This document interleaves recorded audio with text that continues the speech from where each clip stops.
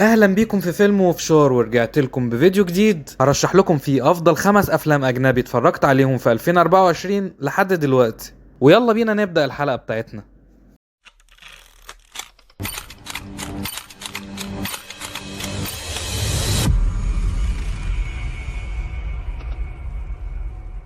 ونبدأ بالمركز الخامس وهو فيلم نو واي اب. والفيلم بيحكي عن رحلة طيران بيحصل لها كارثة بتتسبب ان الطيارة دي بتقع في عرض المحيط وبتغرق بكل الركاب اللي بيموت اغلبهم، ولكن بيتبقى جزء منهم بيبقى في صراع في ان هو ازاي يخرج على قيد الحياة من قاع المحيط.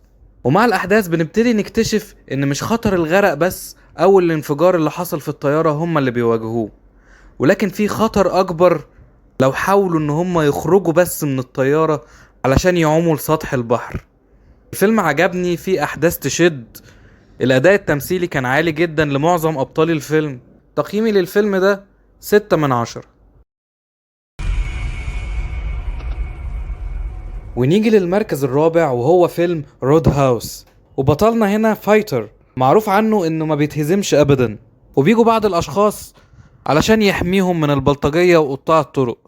عجبني في الفيلم ده شعور الواقعية شوية، برغم ان هو فيه حاجات كانت اوفر كتير بس كانت تتصدق، والبطل تحسوه كده حاجة لا تقهر، لحد ما بنقابل الفيلن وبنبتدي نشوف معاه تحول تام للقصة مع مشاهد اكشن على اعلى مستوى.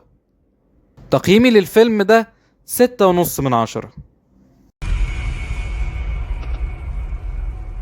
ونيجي لفيلمنا التالت وهو فيلم فريوسا، اللي بيحكي قصة فريوسا من الأول اللي كانت في فيلم ماد ماكس اللي نزل في 2015. وعجبني في الفيلم ده انه جاب تفاصيل اكتر، حكالنا عن ايه اللي حصل لفريوسا من البداية من وهي صغيرة، ومن اول الفيلم واحنا داخلين في اجواء حماسية. الفيلم قدر يدينا وجبة دسمة جدا من الاكشن ومن المخاطرات ومن الحاجات اللي احنا متعودين نشوفها من ماد ماكس. تقييمي للفيلم ده 7/10. ونيجي للمركز التاني في القائمة بتاعتنا النهاردة، واللي هتكون من نصيب فيلم دامسل. والفيلم بيحكي عن بنت بسيطة جدا، ولكن بيجيلها ملك من الملوك وبيطلب ايديها، وبتبقى مش مصدقة من الفرحة لانه شاب ووسيم وفي نفس الوقت هيخليها تعيش في عز وفي ملك كبير. ومع احداث الفيلم بتكتشف ان هي وقعت في فخ، وان الملك ده واسرته كانوا جايبينها علشان يقدموها قربان لكائن مفترس في مكان مفيش مخرج منه. وبتخش بطلتنا في صراع البقاء على قيد الحياة. تقييمي للفيلم ده 8/10. ووصلنا للمركز الأول وهيكون من نصيب فيلم أندر باريس.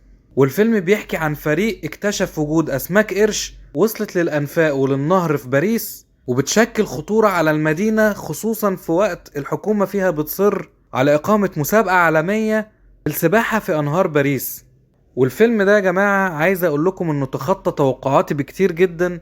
انا كنت بتفرج وفاكر ان هو فيلم تقليدي، ولكن لما تتفرجوا على الفيلم هتلاقوا فيلم ممتع جدا مليان بالاحداث وبالاكشن مع بعض المشاهد المرعبة. تقييمي للفيلم ده 8.5/10. وبكده يكون خلص فيديو النهاردة. ياريت تقولولي ترشيحاتكم انتوا كمان للافلام اللي اتفرجتوا عليها في 2024، وما تنسوش تشتركوا في قناتي وتفعلوا الجرس عشان يوصلكم كل جديد. استنوني في الفيديوهات اللي جاية. سلام.